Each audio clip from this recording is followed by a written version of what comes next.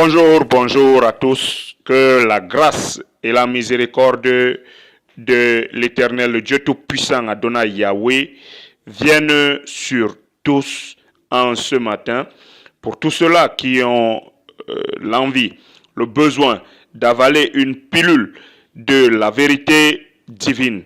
Vous savez, tout le monde ne croit pas en Dieu, tout le monde ne croit pas que c'est lui qui est l'auteur de la Bible est le Dieu souverain. Mais bénis soient ceux qui y croient et que celui-là qui l'a inspiré aux 40 auteurs qui l'ont rédigé soit sur vous. Nous allons continuer avec l'étude biblique du chapitre 39 de la Bible. Irons-nous certainement au chapitre 40 exactement, pour que nous puissions voir à quel point Dieu peut éprouver un homme pour le faire croître, pour le former à la dimension de sa volonté et pour l'accompagner dans sa vie. Car il est dit dans Jérémie au chapitre 1 que Dieu a des projets sur nous. Je ne dis pas pour nous, mais il est écrit sur nous. La Bible dit des projets sur nous, des projets de paix et de prospérité. Mais ces projets sont sur nous. Il y a la différence. Quand on dit les projets sont pour nous, ça veut dire que ces projets, nous pouvons nous les approprier. Ce sont nos projets. Non. Mais quand il est dit les projets sur nous, c'est-à-dire que Dieu accomplit sa volonté sur nous. Nous ne sommes que l'œuvre de sa main et il nous dirige tel que lui, il veut. Alors, c'est les projets que lui, il a qui se posent sur nous et qui se font sur nous au gré de la vie qu'il nous donne. Que nous le voulions ou pas, ce sont ses projets et non nos projets. Et c'est ce que Dieu a fait également dans la vie de Joseph. Nous allons lire à partir du premier verset du chapitre 39. On fit descendre Joseph en Égypte et Potiphar, officier de Pharaon, chef des gardes égyptiens, l'acheta des Ismaélites qui l'y avaient fait descendre. L'Éternel fut avec lui et la prospérité l'accompagnait. Il habitait dans la maison de son maître, l'Égyptien. Son maître vit que l'Éternel était avec lui et que l'Éternel faisait prospérer entre ses mains tout ce qu'il entreprenait.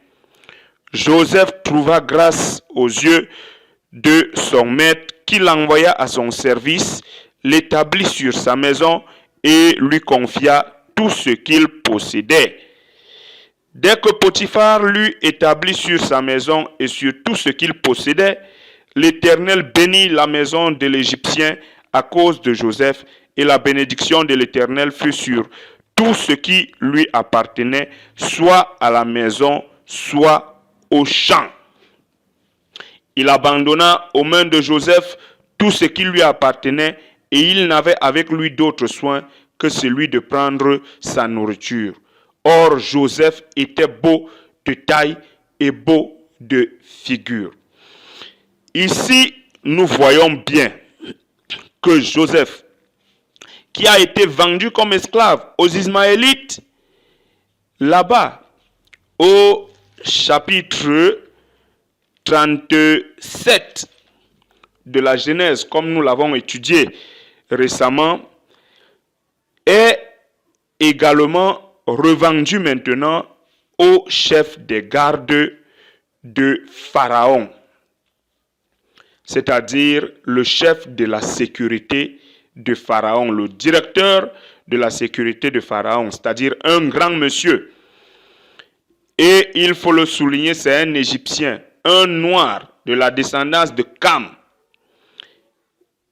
Et il travaille maintenant comme esclave dans la maison de Joseph. Pour tous ceux qui sont toujours en train d'ouvrir la bouche pour dire, est-ce que l'esclavage est bon ou est-ce que l'esclavage est mauvais ou est-ce que la seule chose que nous pouvons vous dire est simplement que voici les Égyptiens des Noirs qui achetaient d'autres peuples en esclavage. Alors, est-ce que cela était bon ou pas? La Bible dit clairement que tous les êtres humains sont égaux devant Dieu. Il ne s'agit pas de la classe sociale, mais il s'agit de la valeur intrinsèque de chaque être humain. Voici un esclave. Mais oui, il était esclave. Mais il est dit ici qu'il trouva grâce aux yeux de son maître, qu'il l'employa à son service et l'établit sur sa maison. L'esclave est devenu l'intendant de la maison. On dit bien qu'il est esclave, mais il est l'intendant de la maison et son maître a tout abandonné à sa main.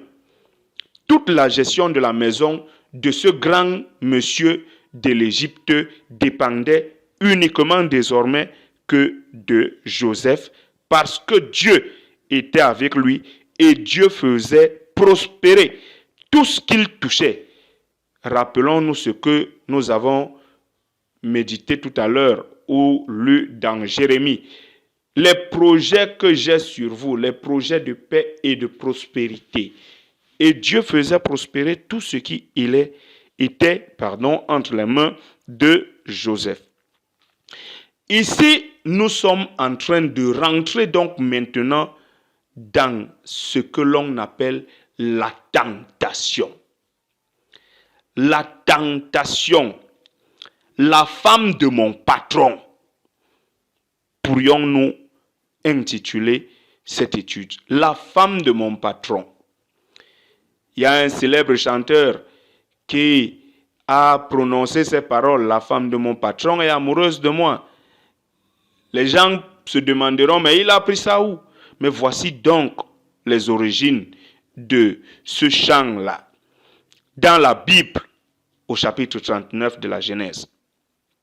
Après ces choses, il arriva que la femme de son maître porta les yeux sur Joseph et dit, « Couche avec moi. » Il refusa et dit à la femme de son maître, « Voici, mon maître ne prend avec moi connaissance de rien dans la maison et il a remis entre mes mains tout ce qui lui appartient.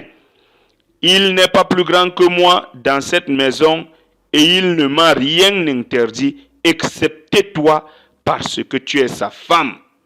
Comment ferais-je un aussi grand mal et pécherais-je contre Dieu? » Voici la réponse à la tentation. Une belle femme, une noire, et les noirs sont très belles, la femme de Potiphar l'Égyptien. Une noire vit Joseph. Elle voit comment Joseph est beau. Joseph l'esclave est bien entretenu car il est l'intendant de la maison de Potiphar. Et il est bien mentionné ici qu'il était beau de taille et beau de figure. C'est-à-dire que c'était un bel homme. La femme a dragué son esclave intendant. Elle voulait fantasmer sur lui. Elle voulait que le gars couche avec elle. Mais Joseph savait déjà ce qui est vrai dans la parole de Dieu. Joseph savait qu'il est dit dans la parole de Dieu, « Tu ne commettras point d'adultère » ainsi que plus tard, cela sera écrit dans Exode au chapitre 14, au chapitre 20, le verset 14. Tu ne commettras point d'adultère, tu ne convoiteras point la femme d'autrui ou de ton prochain. Et Joseph savait que les conséquences seront très graves aux yeux de son Dieu, parce que ce Dieu est clair dans tout ce qu'il dit. Il est dit toujours, justement, dans la parole de Dieu, que si un homme couche avec la femme d'autrui, il sera puni de mort. C'est écrit noir sur blanc dans le livre de Lévitique au chapitre 18 et au chapitre 20. Celui qui couche avec la femme de son prochain, celui-là et la femme seront mis à mort. C'est la conséquence directe de l'adultère. Voilà pourquoi Joseph n'a pas accepté tomber dans cette tentation. Quoique la tentation fût forte, Joseph n'a pas accepté tomber dans cette tentation-là. Et qu'est-ce que vous croyez donc qu'il va se passer? Est-ce que la femme va rester cool? Va-t-elle laisser tomber sa tentation? Ou alors elle va continuer? Et il est dit que il refusa. Quoiqu'elle parla tous les jours à Joseph, il refusa de coucher auprès d'elle, d'être avec elle. Voici la chose. Elle a insisté tous les jours. Tous les jours. Tu te rends compte, il y a une belle dame, ta patronne, qui est là, qui peut augmenter ton salaire, qui peut faire ci ou ça. Aujourd'hui, beaucoup appellent ça match nul. Aujourd'hui, beaucoup disent que j'ajoute ma part. Mais voilà la moralité d'aujourd'hui. Mais la moralité des fils de Dieu est différente. Voilà pourquoi Joseph a refusé de coucher avec la femme de son patron. Mais le malheur cogne toujours à la porte. Un jour, qu'il était entré dans la maison pour faire son ouvrage, et qu'il n'y avait là aucun des gens de la maison, elle le saisit par son vêtement en disant « Couche avec moi !» Il lui laissa son vêtement dans la main et s'enfuit au dehors. Une énième tentation à laquelle Joseph n'a pas voulu céder. Et là, il a carrément laissé le vêtement. On peut imaginer la scène. La femme s'est agrippée sûrement à lui et elle a sûrement essayé de le déshabiller. Alors, le gars lui a laissé le vêtement et il s'est enfui. C'est la femme de mon maître. Qu'est-ce qu'elle va faire face à ce genre d'humiliation lorsqu'elle vit qu'il lui avait laissé son vêtement dans la main et qu'il s'était enfui dehors? Elle appela les gens de sa maison et leur dit, voyez, il nous a amené un Hébreu pour se jouer de nous.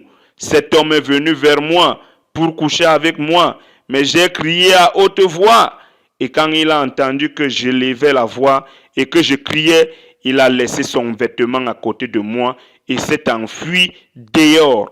Et elle posa le vêtement de Joseph à côté d'elle jusqu'à ce que son maître rentre à la maison. Alors elle lui parla ainsi. L'esclave hébreu que tu nous as amené est venu vers moi pour se jouer de moi. Et comme j'ai élevé la voix et que j'ai crié, il a laissé son vêtement à côté de moi et s'est enfui dehors. Femme, femme, femme. L'humanité est tombée dans le péché et la mort à cause de la femme. Voici encore une autre femme ici qui, pour se venger, ment impunément à tout le monde jusqu'à son mari, alors qu'elle était prête à se livrer entièrement à son esclave. Femme, femme, un être complexe aussi, hein? Faut voir ça. Elle a menti.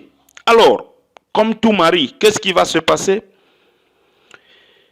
Après avoir entendu les paroles de sa femme qui lui disait, voilà ce que m'a fait ton esclave, le maître de Joseph fut enflammé de colère. Il prit Joseph et le mit dans la prison, dans le lieu où les prisonniers du roi étaient enfermés. Il fut là, en prison. L'Éternel fut avec Joseph et il étendit sur lui sa bonté. Il le mit en faveur aux yeux du chef de la prison et le chef de la prison plaça sous sa surveillance tous les prisonniers qui étaient dans la prison et rien ne s'y faisait que par lui. Le chef de la prison ne prenait aucune connaissance de ce que Joseph avait en main parce que l'Éternel était avec lui et l'Éternel donnait de la réussite à ce qu'il faisait. L'Éternel donnait de la prospérité à ce qu'il faisait. Tout ce que Joseph faisait était un succès parce qu'il est dit que l'Éternel était avec lui. Beaucoup diront non, parce qu'il était innocent, il a été accusé innocemment. Non, l'Éternel était avec lui dès le départ. L'Éternel était avec lui quand il est né. L'Éternel était avec lui quand il était le favori de son père, quand il obéissait à son père, quand son père l'appréciait et lui cousait une tunique. L'Éternel était avec lui pour qu'il ne soit pas tué par la jalousie de ses frères. L'Éternel était avec lui quand il fut vendu comme esclave. L'Éternel était avec lui quand il travaillait comme esclave dans la maison de son patron. L'Éternel était avec lui. Voici quelqu'un qui est accusé de tentative de viol sur la femme de son patron. Vous imaginez que c'est quoi? La peine ici, c'était la peine de mort. Parce qu'il a tenté d'abuser de la femme de son maître. Donc la peine devait être la peine de mort. Mais comme Dieu garde toujours les siens, tant que sa volonté ne s'est pas accomplie sur eux, il a gardé Joseph par-dessus tout. Il a tout fait pour qu'il ne soit pas tué, mais qu'il passe même par la case prison. Et là-bas également, Dieu lui a montré qu'il était avec lui parce que le régisseur de la prison lui a confié l'administration de toute la prison, l'intendance de toute la prison, alors qu'il n'était qu'un esclave, un prisonnier en plus. Est-ce que quelqu'un peut voir la grâce qui repose sur ceux-là qui craignent l'Éternel? Ce n'est pas parce que tu es dans l'épreuve que tu ne peux pas voir que la grâce de Dieu se repose sur toi. Ce n'est pas parce que tu as tellement de problèmes que tu vas douter de la grâce de Dieu sur toi. Ceux qui doutent de la grâce de Dieu doivent reprendre tout simplement le courage et se confier entièrement en Dieu. Parce que la grâce de Dieu ne s'éloigne point. Il est dit dans Jérémie, quand il parle dans le livre des Lamentations au chapitre 3, à partir du verset 21, que les bontés de l'Éternel ne sont pas épuisées. Ils se renouvellent chaque matin. Les bontés de l'Éternel se renouvellent chaque matin. Elles se renouvellent chaque matin. Et c'est ce qui est arrivé à Joseph. Dieu le faisait aller où il voulait, comme il voulait. Et Joseph ne pouvait tout simplement que suivre ce qui venait de Dieu. Parce que c'est ainsi que Dieu travaille. Après ces choses, chapitre 40, il arriva que les chansons et le panetier du roi d'Égypte offensèrent leur maître, le roi d'Égypte. Pharaon fut irrité contre ces deux officiers, le chef des échansons et le chef des panetiers. Le chef des échansons, c'est celui-là qui s'occupait du vin de Pharaon, et le panetier, c'est celui qui s'occupait tout simplement des délices de Pharaon, c'est-à-dire les confiseries, la pâtisserie de Pharaon. Pourquoi s'est-il fâché contre eux? Lui seul sait. Il ne nous est pas indiqué pourquoi, mais la faute devait être assez grave pour que les deux soient dans l'offense, et Pharaon les fit mettre en prison, dans la prison où Joseph était enfermé. Le chef des gardes les plaça sous la surveillance de Joseph, qui faisait le service auprès d'eux, et ils passèrent un certain temps en prison. Pendant une même nuit, les chansons et le panetier du roi d'Égypte, qui étaient enfermés dans la prison, eurent tous les deux un songe, chacun le sien, pouvant recevoir une explication distincte. Ce n'est pas le rêve qu'on interprète, c'est le songe. Le songe est comme le rêve, mais le songe a un sens. Le songe a une explication claire. Et effectivement, comme Dieu ne fait rien pour rien, il avait accordé à Joseph un don. Souvenez-vous que lui-même avait des rêves au départ. Il a rêvé des gerbes de blé qui se prosternaient devant sa gerbe. Il a rêvé des étoiles et du soleil qui se prosternaient devant lui. Et ainsi de suite. Mais là, il était encore tout jeune. Il n'avait que 17 ans. Il ne connaissait pas l'explication. Mais là, il est dit que les songes ont une interprétation. Il suffit de lire dans le livre de Daniel, au chapitre 4 déjà, et le chapitre 2 également, pour voir que, effectivement, les rêves ont les interprétations. Quand le roi Nebuchadnezzar a fait un rêve, Daniel est venu lui en donner l'explication. Un songe, pardon. Nebuchadnezzar a fait un songe. La particularité du rêve, c'est que généralement, il n'a pas d'explication. Des fois, c'est juste le fruit ou la conséquence de nos pensées directes. Mais le songe vient comme ça, inopinément. Et des fois, c'est pour nous prédire un événement. Des fois, c'est pour nous prédire une mort, quelque chose de significatif. Et il y a une différence. Nous pourrons voir cela un peu plus tard. Mais ce qu'il y a, c'est que le rêve n'est que le produit de nos pensées. Et le songe, c'est quelque chose, un message que Dieu nous donne et qui a une signification qui peut se voir plus tard dans l'avenir. Le songe, ce n'est pas pour le passé. Généralement, c'est pour le présent. Sauf si on demande l'explication de quelque chose à Dieu et qu'il nous donne un songe du passé, qui nous révèle ce qui s'est passé avant pour que nous ayons une explication claire pour l'avenir. Le songe est le cousin de la vision. Seulement la vision, elle peut être justement au moment où quelqu'un est éveillé. La vision peut se faire pendant le songe, pardon. La vision peut être également quand quelqu'un est éveillé. Dieu lui montre quelque chose de très clair pendant qu'il est éveillé.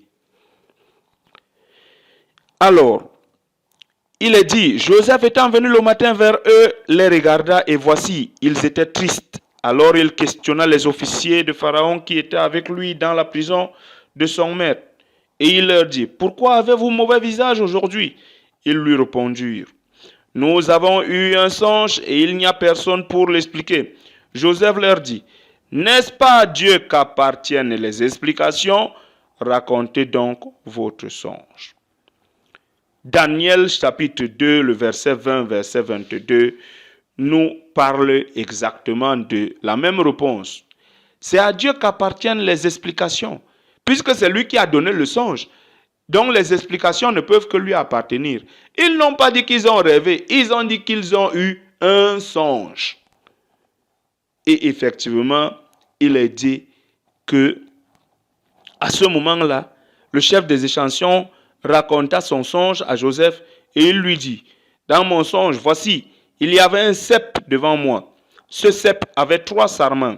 Quand il eut poussé, sa fleur se développa et ses grappes donnèrent des raisins mûrs.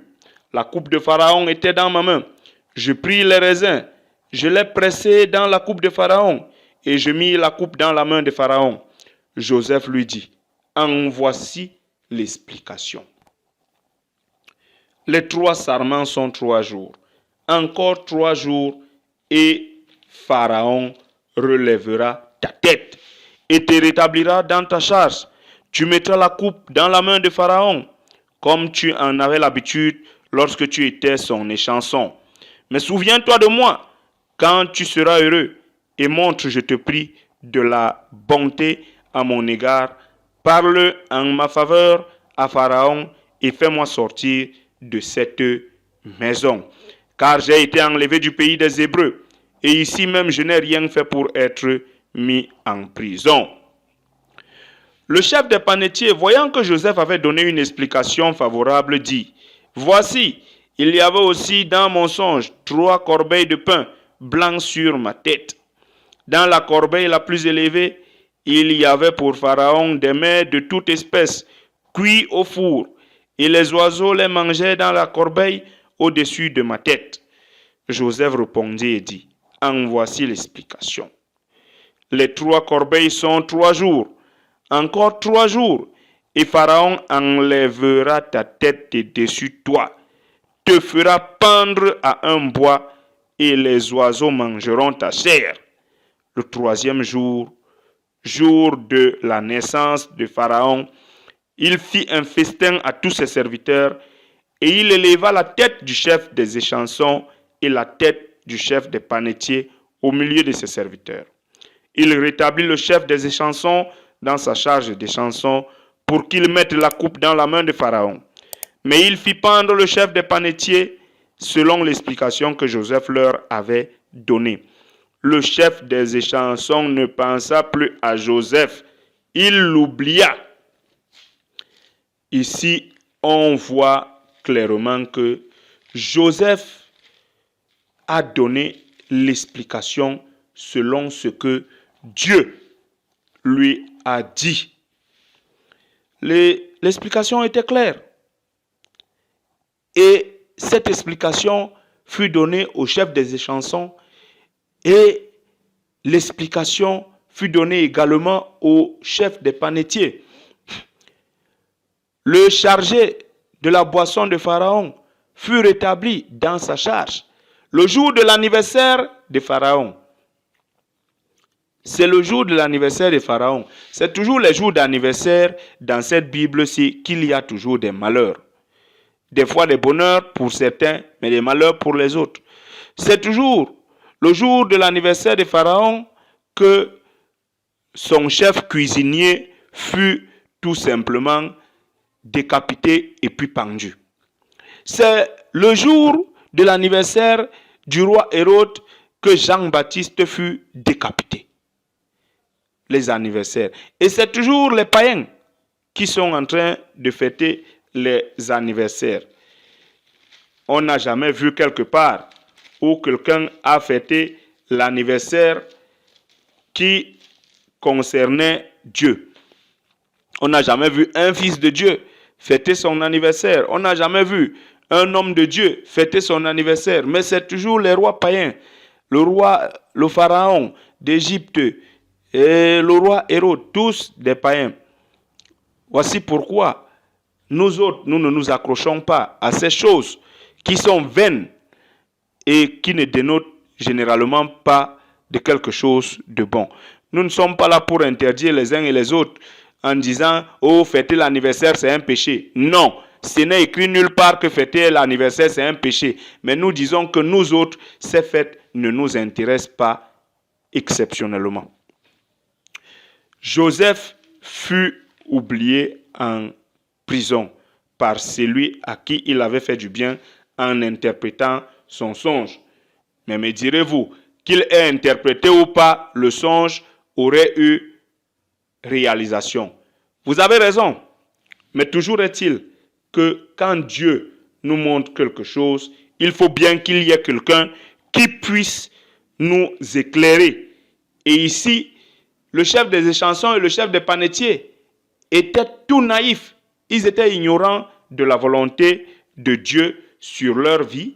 Il fallait qu'il y ait un homme de Dieu qui avait déjà désormais le don de l'interprétation des rêves pour venir leur dire ce qui était exact. Mais alors qu'il fut oublié en prison, est-ce la fin de sa vie? Il avait déjà le don de l'interprétation. Il était l'intendant de la prison à la place du régisseur qui lui a confié toute la prison à gérer. Qu'est-ce qui va se passer? Ce n'est que la volonté de Dieu qui va s'accomplir sur Joseph ainsi que Dieu le voudra.